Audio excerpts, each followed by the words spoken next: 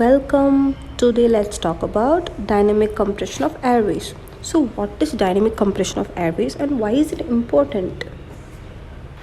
So whenever you think of dynamic compression of airways, the term that has to come to your mind is trans-airway pressure. That is equal to airway pressure minus pleural pressure. So what is this airway pressure and pleural pressure? So let's take generally this is the lung alveoli and this is the surrounding pleura. We know that the intrapleural pressure is always negative, minus 5 centimeter of water.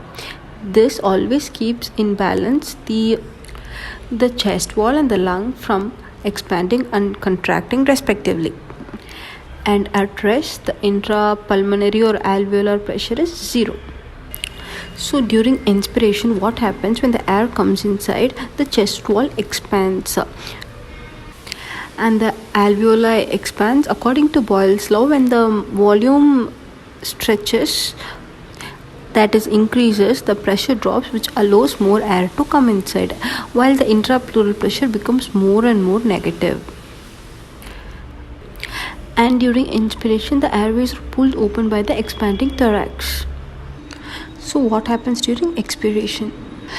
During expiration, the intrapleural pressure becomes positive and the alveoli comes closer and it expels the air outside.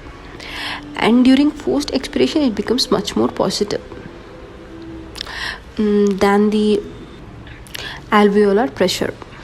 So we'll come back to this formula. So I'm telling you now that the trans-airway pressure compresses the airways during expiration, active expiration. So when this becomes high, airways are open and the air leaves out, but when this becomes high, it compresses the airways. So the trans-airway pressure tries to compress the airways, but during inspiration, the driving pressure pulls open the airways. So inspiration, it is not of much problem for us, but during expiration, as I just told you now, the air pressure drops as it moves up towards the respiratory tract.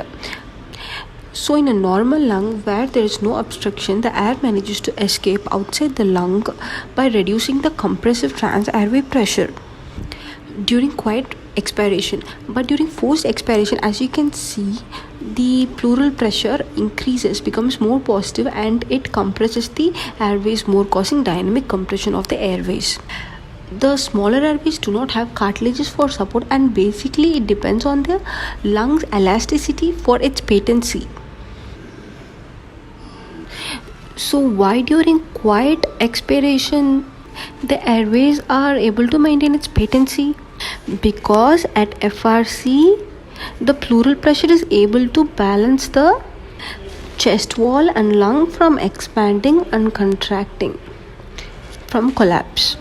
So till now we spoke about the normal patient. So let's see what happens in a patient during COPD. That is the importance of this topic. So here it's written, due to the elastic recoil of the lungs, there's radial traction, the smaller airways are more patent, and at lower lung volumes there is reduced radial traction.